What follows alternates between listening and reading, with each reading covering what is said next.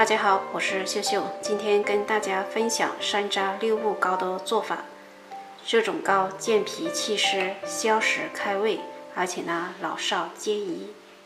所谓的六物是指山楂、陈皮、淮山、鸡内金、茯苓、炒麦芽，另外还加了2种祛湿效果的薏仁、扁豆。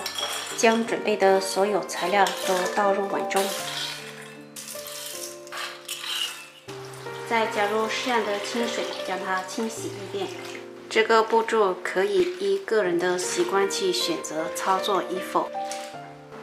洗好捞出，倒入电饭锅中，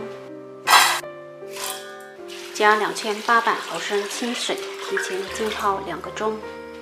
2小时后，直接放入电饭锅中，盖上盖子，按煲汤键重复熬煮3次，最后汤汁就剩下1/3的量了。晾凉之后，我们用隔渣布将它隔渣过滤一遍。这些药渣就不要了。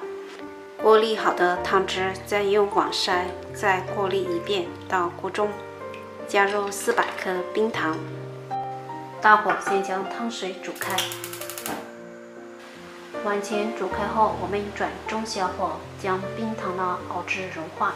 在熬煮的过程中，如果出现溢锅，我们就需要转小火，慢慢的熬煮，同时也需要时不时的搅动一下，防止粘锅糊底。整个过程大概熬了45分钟，直至熬至像这种缓慢滴落的稠度，就可以关火了。我们的山楂六物膏就做好了。稍微晾凉后，我们就可以装在无水无油的玻璃罐中。晾得太凉的话，回头就不好倒了。这样做出来的六物膏非常适合脾胃虚，如小孩积食引起的上火、厌食、消化不良等。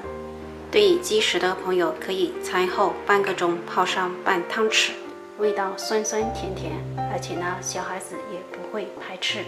喜欢的朋友可以在家试一下。